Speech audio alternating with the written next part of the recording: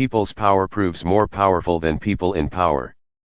Politicians, who no sooner elected to parliament tend to forget they are obligated to serve the people but end up serving themselves, were on Saturday, July 9, 2022, pointedly reminded that nonviolent people's power provoked by the worst ever political and economic crises since Sri Lanka gained independence from the British when mobilized for legitimate reasons is way more powerful than those in power, who attempt to clothe themselves in flimsy garments of imagined invincibility.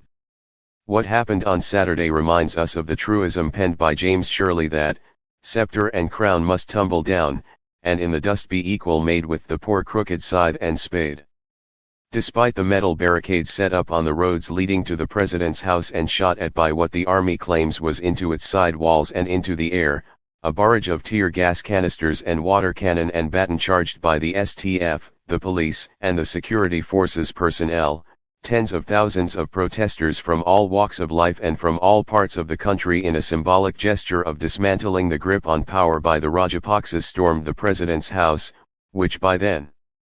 had been deserted by President Gotabaya Rajapaksa, his office at the presidential secretariat, which he had not visited for more than 3 months, and Temple Trees, the prime minister's official residence.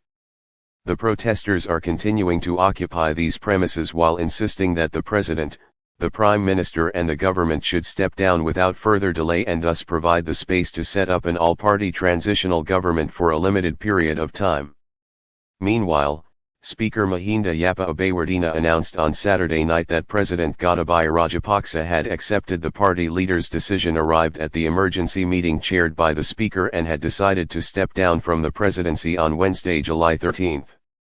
The president is agreeable to the decision taken by the party leaders, but however, to ensure a peaceful transfer of power, the president asked me to convey to the country that he will step down from his post on Wednesday, July 13. The speaker said in a public announcement at the end of the meeting summoned by him soon after the security at the president's house was breached by angry protesters. He said that given the president's decision, there was no need for further unrest and appealed to the people to remain calm and pave the way for a peaceful transition of power for the sake of the country and its future.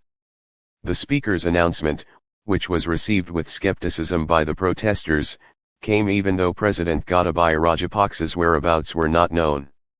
Saturday saw the culmination of months of street protests amid a galloping cost of living, with the authorities struggling to import food, fuel, medicine, and domestic gas while the country is facing a crippling foreign currency shortage and has appealed to the International Monetary Fund, IMF, for an emergency loan, which according to several economists had come too late in the day.